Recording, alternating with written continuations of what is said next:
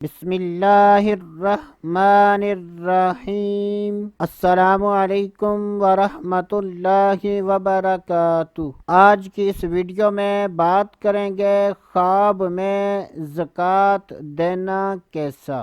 جب بھی خوابوں کی تعبیر بیان کی جائے اور اس میں مرد و عورت میں سے کسی کا ذکر نہ ہو تو اس سے مراد مرد و عورت دونوں ہیں۔ حضرت سیدنا ابن سیرین رحمۃ اللہ تعالی علیہ نے ارشاد فرمایا کہ اگر کوئی خواب میں دیکھے کہ اس نے اپنے مال کی زکوٰۃ دی ہے تو یہ اس بات کی دلیل ہے کہ ایسے آدمی کے مال میں اضافہ ہوگا۔ اگر کوئی بیمار آدمی خواب میں دیکھے کہ اس نے زکوٰۃ دی ہے تو یہ اس بات کی دلیل ہے کہ ایسا آدمی بیماری سے شفا پائے گا۔ حضرت سیدنا ابراہیم کرمانی رحمۃ اللہ تعالی علیہ نے ارشاد فرمایا کہ اگر کوئی خواب میں دیکھے کہ وہ اپنے مال کی زکوٰۃ ادا کر رہا ہے تو یہ اس بات کی دلیل ہے کہ اس کا مال اس کے قبضے میں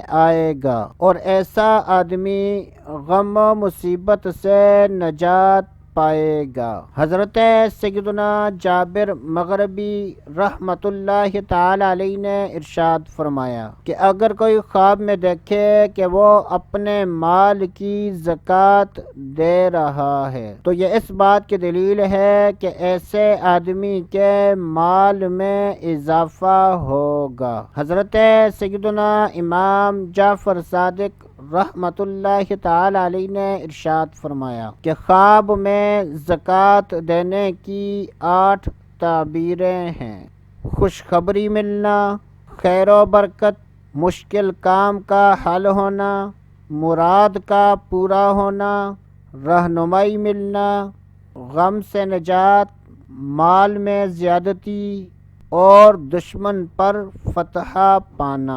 اللہ عز و جل سے دعا ہے کہ اللہ عز و جل ہمیں اچھے خواب دیکھنے، برے خوابوں سے بچنے کی توفیق عطا فرمائے۔ تو دوستو ابھی کے لیے اتنا ہی، اگلی ویڈیو تک اجازت، اللہ حافظ۔